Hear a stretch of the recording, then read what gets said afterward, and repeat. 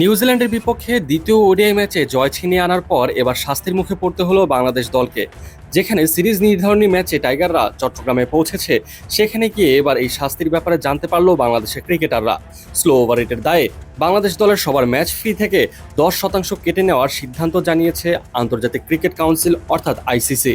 যেখানে নিউজিল্যান্ডের বিপক্ষে জয়লাভ করে ফুরফুরে মেজাজে ছিল বাংলাদেশের ক্রিকেটাররা, সেখানে সিরিজ নির্ধারণী ম্যাচে মাঠে নামার আগে এবার খবর পাওয়া গেল এমন শাস্তির কথা। আইসিসি এক বিজ্ঞপ্তিতে জানায়, কিউইদের বিপক্ষে দ্বিতীয় ওয়ানডেতে নির্ধারিত সময়ের মধ্যে 2 ওভার পিছিয়ে ছিল Bangladesh. Match referee Andy Pycroft এই ধীরগতি বোলিংয়ের জন্য শাস্তির বিধান কার্যকর করেন। আইসিসির আচরণবিধির 2.22 ধারা অনুযায়ী প্রতি ওভার পিছিয়ে থাকার জন্য খেলোয়াড়দের ম্যাচ ফির 5% হারে জরিমানা করার নিয়ম রয়েছে। সেই হিসেবে 2 ওভারের জন্য 10% জরিমানা ধার্য করা হয়। মাঠের আম্পায়ার রিচার্ড ইলিংওয়ার্থ ও গাজী সোহেল এবং টিভি আম্পায়ারদের রিপোর্টের ভিত্তিতে এই শাস্তির সিদ্ধান্ত আসে। অধিনায়ক মেহেদী হাসান মিরাজ দায় স্বীকার করে নেওয়ায় কোনো আনুষ্ঠানিক শুনানির প্রয়োজন পড়েনি।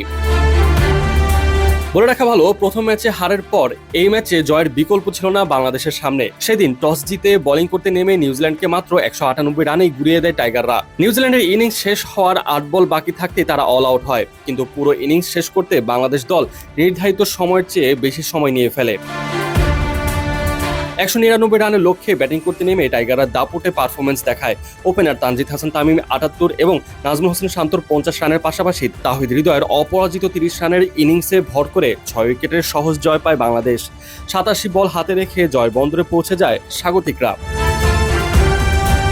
সিরিজ এখন 1-1 সমতায়। আগামী 23 এপ্রিল বন্দরনগরী চট্টগ্রামে অনুষ্ঠিত হবে সিরিজের অঘোষিত ফাইনাল বা তৃতীয় ম্যাচ। বাংলাদেশ সময় সকাল 11টায় শুরু হবে